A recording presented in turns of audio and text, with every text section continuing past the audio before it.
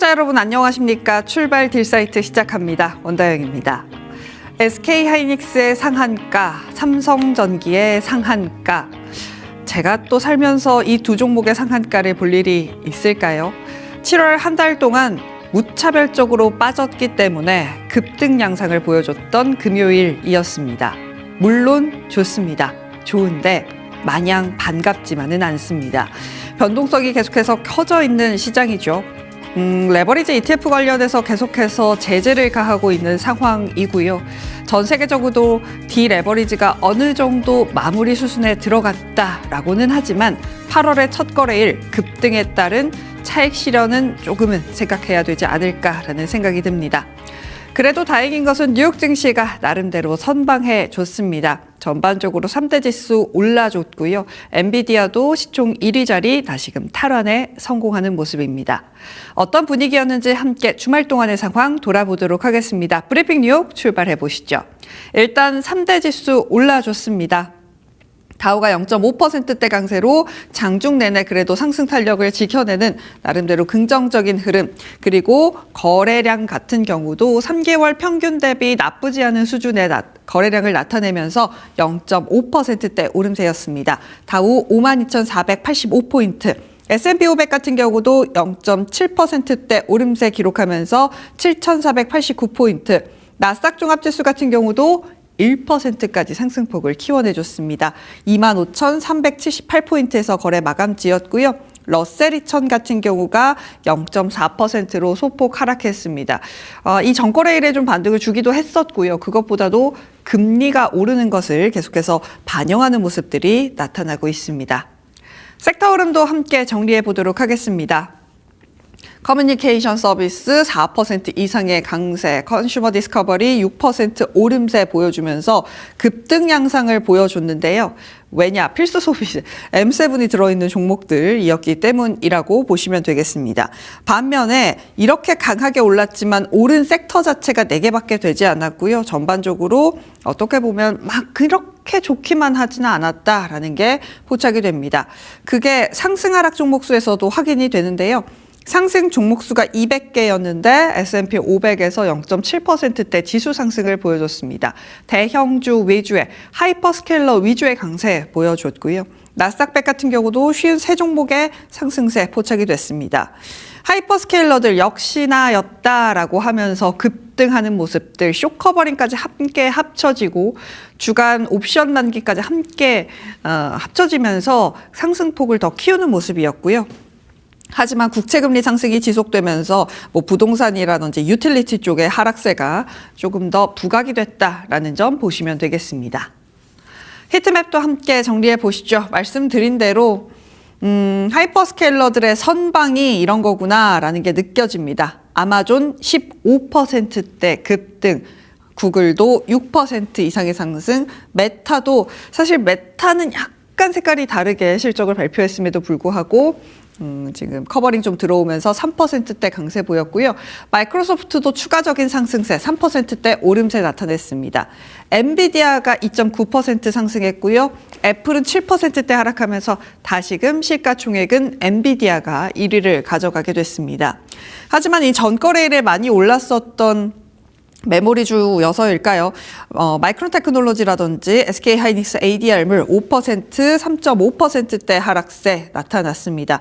그래도 아리스타 네트워크스라든지 웨스턴 디지털 같은 종목들 잘 버텨냈고요. 쉽지 않았었던 광통신 관련된 종목들도 오름세 기록해 줬습니다. 팔란티어 같은 경우도 이번 주에 실적 발표 앞두고 있는데요. 혼조세 나타냈고요. 국채금리가 올랐다라고 체크해 드렸습니다. 덕분에 지금 헬스케어 관련된 종목들 전반적으로 약세 나타낸 점 특징적이고요. 계속해서 에너지 관련된 종목들은 전쟁 이슈가 끝나지 않으면서 일단 금요일에는 오름세를 보였다라는 점도 특징입니다. 쉽게 얘기하면 하이퍼스케일러가 올라가니까 전반적으로 그동안 버텼었던 필수 소비재 그리고 헬스케어가 약세를 보인 것도 특징이라고 해볼 수 있겠습니다. 일단 첫 번째로 정리해야 할 것은 역시나 이란 전쟁입니다. 쉽게 안 끝날 걸 알긴 알았지만 이제는 물론 전쟁 양상에 이런 단어를 붙이기가 좀 그렇습니다만 지겨울 수준입니다. 끝날 듯 끝나지 않기 때문에 더 이렇게 느껴지는데요. 트럼프 대통령이 또 우리 시간으로 금요일에는 이런 이야기합니다. 이란에 대한 신뢰 상실했고 이란은 거짓말하고 있고 이란에 대한 공격 계속하겠다. 미국과 이스라엘 8월 1, 2일 이란의 에너지 인프라를 대상으로 역대 가장 강력한 공습 작전 중 하나를 계획 중이다. 트럼프 대통령이 이란을 굴복시키기 위해서 새로운 공격을 지시했고 이 공격은 이번 주말에 시작돼서 며칠간 계속될 거다라는 이야기가 금요일에는 미국 시간에서도 계속해서 전해지는 모습이었습니다.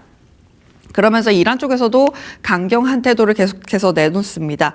호르무즈 해협을 통과한 유조선 2척을 공격했고 트럼프 대통령의 주장과 달리 하마스는 이스라엘 철군 살상 중단 약속이 선행되어야 무장을 해지할 거다라고 하면서 너네가 먼저 해. 아니야, 우린 공격할 거야. 계속해서 이어지는 모습들이 나타났습니다.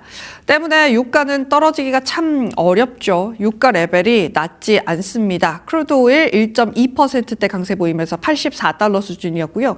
브렌트유 같은 경우도 앞자리 다시금 9를 달기 시작했습니다. 하지만 지금 하단에 나가고 있는 속보처럼 유가가 하락세를 보여주고 있죠. 앞자리 7로 들어왔습니다. 그 이유는 바로 다음 장에서 찾을 수 있을 것 같습니다. 트럼프 대통령 또다시 진짜 싸울 마음은 없구나라는 것이 느껴집니다. 트루스 소셜을 올렸고요. 우리 시간으로 8월 2일 오전에 이 이야기를 내놨습니다. 결론적으로는 공격 안 한다 거고요.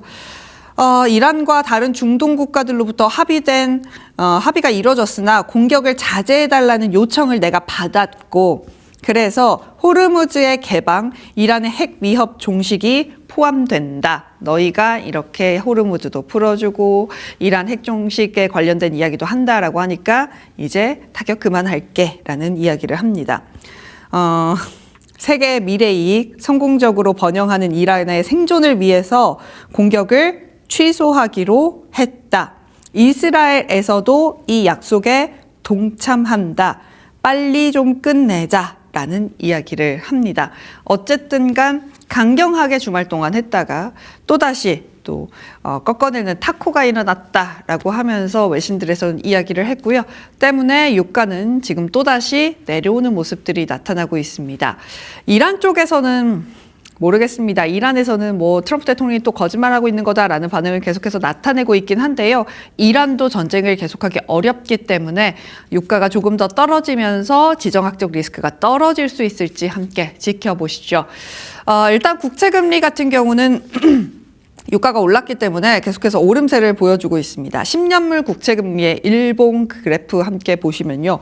계속해서 오름세를 나타나고 있습니다. 최근 한 달 동안 6%, 3개월 동안 8%, 6개월 동안 11%가량의 상승을 보여주고 있는데요. 말 그대로 금리 레벨이 많이 높아진 상황입니다. 10년물, 30년물 다 꽤 높은 수준이고요. 여러 가지 이슈가 있습니다만 일단 일본의 금리 결정부터 보도록 하겠습니다. 일본의 기준금리 동결이 됐습니다. 근데 우에다 총재가 추가 금리 인상에 대한 속도도 높일 수 있다. 본인들은 지금 거의 제로 금리고 이게 정상화로 가는 과정이기 때문에 추가 금리 인상에 대한 이야기 하고 있습니다. 근데 금리가 올라가면 엔캐리 자금이 미국 국채에서 빠져나갈 가능성에 대해서 이야기가 나오기 때문에 계속해서 상방 압력을 받고 있다라고 보시면 되겠고요. 지금 엔달러 환율이 계속해서 치솟는 것에 대해서 미국과 일본 공조한다라는 소식이 전해지고 있습니다. 베센트 재무장관 일본과 긴밀한 공조하겠다라고 했고요. 실제로 일본 재무상 같은 경우도 엔화 약세 억제를 위해 미국과 일본 공동행동 관련 내용을 오늘 발표하겠다라고 선언하기도 했습니다. 근데 이게 뭐가 문제냐? 일본에서 미국 국채를 팔아서 지금 엔화를 막아내는 모습들이 나타나고 있거든요. 국채 금리가 떨어지기는 쉽지 않은 상황이라는 거 우리가 알고 가야 할 것 같습니다. 그래서 실제로 국채 금리도 좀 보면요. 장단기물 전반적으로 올랐고요.